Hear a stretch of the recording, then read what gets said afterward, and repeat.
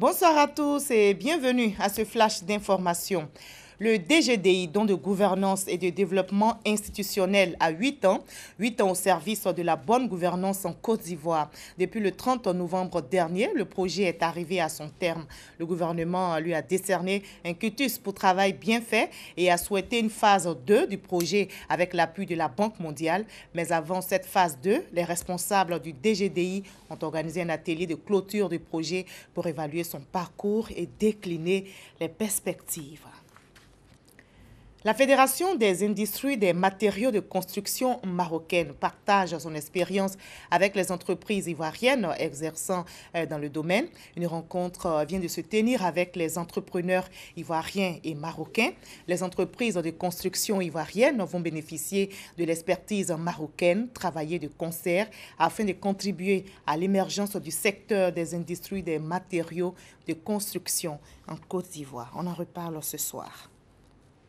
Le 8 mars prochain sera célébrée la Journée internationale de la femme. La Côte d'Ivoire se prépare à marquer cet événement autour du thème « L'autonomisation économique de la femme pour un monde plus juste et plus équitable ». La ministre de la Femme, de la Protection de l'Enfant et de la Solidarité, Maria Tokone, appelle à une mobilisation pour favoriser l'autonomisation de la femme. Elle a lancé cet appel hier au Palais de la Culture.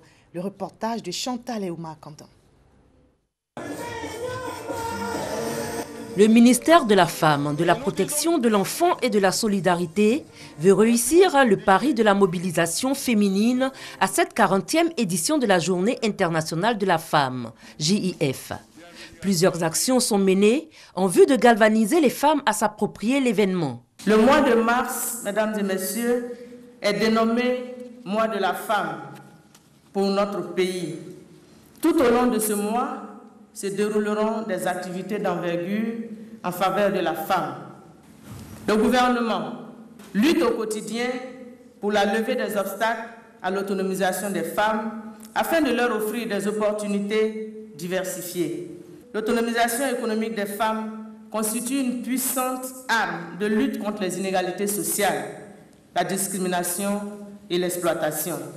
La cérémonie de lancement des festivités de cette journée a été le lieu de présenter le pagne officiel de cette année. Le thème choisi par la Côte d'Ivoire pour marquer la Journée internationale de la femme est « Autonomisation économique de la femme pour une Côte d'Ivoire plus juste et plus équitable ». La représentante ONU Femmes en Côte d'Ivoire, Marie Goretti, a encouragé les femmes à relever les défis et les opportunités économiques pour leur autonomisation.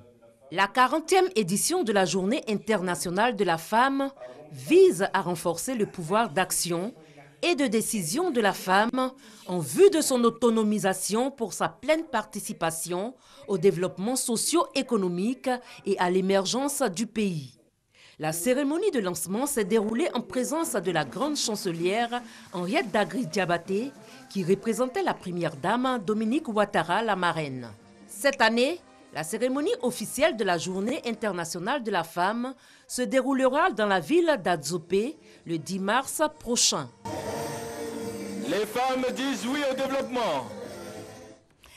Coup de filet réussi des douaniers à Fek-Sédougou. Plus de 62 tonnes de marchandises ont été saisies par la brigade mobile. Valeur de ces marchandises, 217 millions de francs CFA. Avec cette saisie, la direction régionale des douanes de Korogo affiche sa détermination à lutter contre la fraude qui tue l'économie ivoirienne.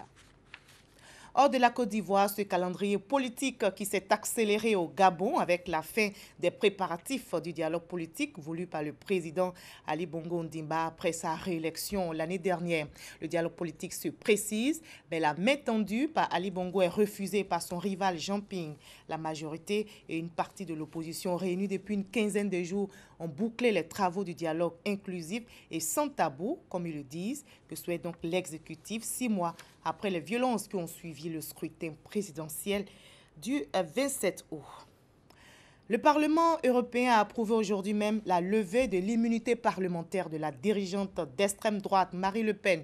Cette levée d'immunité était demandée par le parquet de Nanterre en France qui a ouvert une information judiciaire à l'encontre de Marine Le Pen pour diffusion d'images violentes. Elle avait diffusé, je rappelle, des images d'exactions de l'organisation État islamique sur son compte Twitter.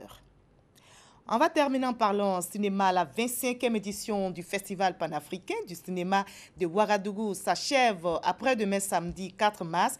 Le président ivoirien Alassane Ouattara prendra part à la cérémonie de clôture. La Côte d'Ivoire, invitée d'honneur à cette édition, a présenté 13 films. On se retrouve à 20h à tout à l'heure.